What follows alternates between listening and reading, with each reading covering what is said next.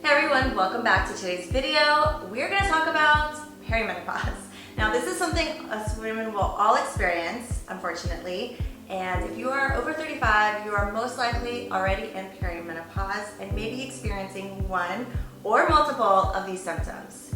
Symptoms can range anywhere from itchy ears to sore shoulders and lack of energy, poor sleep, night sweats and hot flashes. I mean, the list goes on, and it can feel like you are not the same person anymore, and it can feel like this happens overnight. Now, unfortunately, there's nothing we can do to stop perimenopause because it's just gonna happen. It's just part of being a woman. But there are ways we can reduce the symptoms, feel our best, lose weight, and have more energy and get through these years of transition. I myself have gone through all of these symptoms, and I just have woken up one morning not feeling like myself, and I made some drastic changes to my life to help me not only improve my sleep, my energy, and my mental, emotional health, but also allow me to lose 30 pounds in the last year. So I'm gonna share with you the 5 things that I did to help me get back on track and feel better than ever as I am going through perimenopause. So let's talk about diet, because diet is key. This made the biggest impact in my well-being. Diet is not just gonna affect your weight gain or weight loss, but it also affects your mental and emotional stability. I like to focus on healing my gut and nourishing my body, allowing me to feel good, feel energized. So when making my meal plan for the week, I like to focus on clean, whole food source protein, some good fibrous vegetables, and healthy fats. Having these 3 macros as my focus in my meal planning help me feel and look my best. This is also helping my gut health, and is also with helping my gut health, helping my mental health. This is all tied together, and it is important that we nourish our gut health appropriately. Focusing on these areas help me stabilize my blood sugar, reduce sugar cravings, and give me more consistent energy throughout the day. I also noticed I didn't have brain fog, and I had better sleep. This didn't cause me to be extreme dieting. This allowed me to make a sustainable, consistent change that allowed me to feel and look my best. So exercise is huge for physical health, of course. This is also going to be huge for your mental health.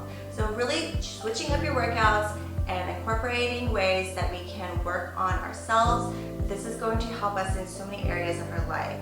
We want to stick to more of strength training and less intense cardio. Making this shift was a huge impact on me and my energy levels. It also allowed me to recover, and my cortisol levels drop into a healthy range. As we're going through perimenopause, our progesterone is dropping, which is causing our cortisol to rise a little bit. And so when we are pairing this with things like intense cardio on top of lack of sleep and all the other perimenopause symptoms, it's just wreaking havoc on your nervous system. So I made a change to focus on strength training about 3 to 4 days a week, and then I do steady state cardio on the other days. Occasionally I'll throw in a run or a spin class, but I really like to keep it simple and gentle on my body, and this has given me good results. My energy is stable and able to fall asleep at night and recover, and that is huge. Building muscle is so beneficial as we age. This is allowing us to age gracefully and do things that oftentimes we feel like we can't do when we have a reduction in our muscles. This happens a lot in aging, so that's why eating protein is important and strength training is important, so we're not reducing our muscle, we are keeping ourselves strong and able to do day-to-day tasks. I like to think of that when I'm doing strength training, and I like to focus on exercises that will strengthen my legs, my core, my arms, so I can carry groceries, I can walk up and down stairs. But this is also going to help me now as I'm going through perimenopause. This is going to help with my hormones, this is going to help with my metabolism, and this is going to help with my mental health. There is so much connection between our happiness and movement. So if you ever feel down or you're overwhelmed, going for a walk, going to the gym, things like that are going to be really beneficial to you. The third area I wanted to talk about that I made a change in, and that is fasting and also snacking. So these are 2 different opposite topics, but I wanted to talk about both of them. So intermittent fasting is something that I did try to do. I did this for many, many years, and I did not think that this was beneficial for me as I was hitting the perimenopause. It is going to raise your cortisol, especially if you're waking up in the morning when your cortisol is naturally just going to be higher. That is normal. And then on top of that, you're not eating. And on top of that, you're working out or you're dealing with stress of work, kids, life. This is just a big recipe for disaster. So instead, I like to wake up and have something. I like to eat something while I'm drinking my coffee. This is gonna help reduce that cortisol and keep my blood sugar stable and just give me the energy to continue my day in a healthy, proper way. But also with snacking, the other spectrum, that can cause your blood sugar to be rising and dropping and rising and dropping throughout the day. And as we get older, this is not as easily to work through as when you're younger and you're eating snacks like 20 times a day. I will have maybe one snack throughout the day, and that is going to be a high protein snack. Sometimes it's just a protein shake, or sometimes it is like a protein source with some fiber or healthy fats to kind of get me through until the next meal. But I don't have regular snacks in between each meal anymore, and dessert is an occasional thing. Because the truth is, if you want steady blood sugar, if you want to sleep good, if you want to lose weight, those are some areas that just a little tweak and reducing those is going to make a huge impact. So focusing on my 3 healthy meals a day is my main goal. So the fourth area I wanted to talk about, and that is healing my nervous system. Wow, when I tell you, learning some of the things that I'm going to share with you and implementing them into my routine has made such an impact on my emotional and mental well-being. It's helped my confidence, it's helped my relationships, and it's helped myself accomplish things that I never thought imaginable. And it allows me to sleep good each night because I don't have that mental fighting in my head. My body's not in this fight or flight state anymore. It's just more of a calmer, healthier way to be. As our hormones are dropping, this is just something that we feel anxious altogether with that. So on top of that, plus life stresses, this is like a whole storm of just stress, and our nervous systems are wrecked. Ways that I reduced my nervous system was learning breath work. So doing different types of deep breathing exercises is such a beautiful thing. This will definitely help get you into a healthier state, reduce that nervous tension that's in you, and heal, process, and work through a lot of things that are in our minds. And this just allows a little bit more peace in my day. I don't do this necessarily every day. I will go through phases where it's more common than others. But if I'm ever feeling anxious or overwhelmed, if I'm ever feeling like that fight or flight feeling come back, breath work has been key into helping me calm myself. Journaling is often underrated and something that a lot of us don't do as we're adults, but it is such a beautiful thing that I love to incorporate into my routine. This is a place where I can dump any kind of stress, anxiety, worries, and I can change them up and then write about hopes and dreams and goals that I have for myself. Taking negative and turning it into positive, allowing me to kind of get my thoughts out there. No one else is gonna read it, it's just for me to just kind of see what's going on in my head and put it down on paper.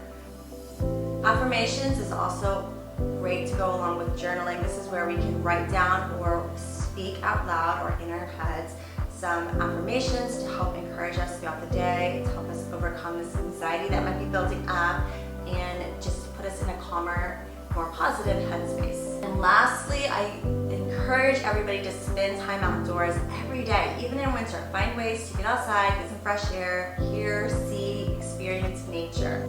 Having coffee in the morning outside on your patio and just listening to the birds, feeling that fresh air and the sun on your face is so therapeutic, and definitely I recommend, and is my favorite way to start the day. We are all dealing with so much: kids, work, life, finances, so much is happening. Finding ways to reduce that stress, calm our nervous system is going to have a huge impact on your health in so many ways. So lastly, let's talk about supplements. There are key supplements that I recommend most everyone take and add into their life. There are also going to be areas that might be needing to be more specific for your personal health and wellness, and that is where somebody like me or a coach can come in and really evaluate your personal day-to-day needs. But in this general video, I'm just going to go over some supplements that I think that anybody can benefit from that will help reduce your perimenopause symptoms. So the first one I want to talk about is magnesium glycinate. So this is going to help with sleep and muscle tension. Magnesium is something that a lot of us need to take, even men. So incorporating this into your routine is going to have a huge impact on your recovery and your rest. A B complex, this is going to be great for your mood and energy. We are all lacking B vitamins, and incorporating a B complex is going to help with that mood and energy level. So omega-3s, these are great for your brain health and your immunity. So this is very important. Again, men and women could be taking all of these supplements that I am mentioning, and they're going to help tremendously in so many ways. So omega-3s are definitely key, and I definitely recommend these to most of my clients. Next is vitamin D, K2. So you want a vitamin D that also incorporates a vitamin K2.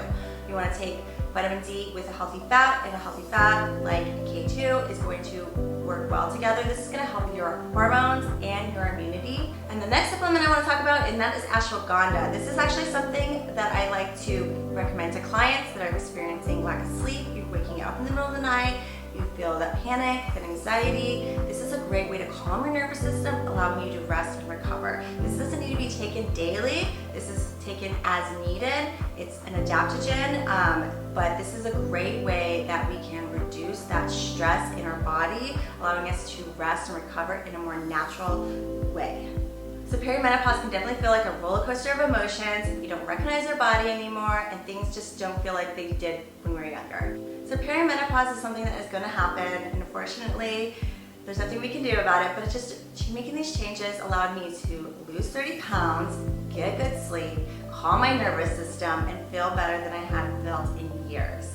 And I hope this video was helpful for you, and that you can incorporate these tips into your life so that you can feel and look your best as well.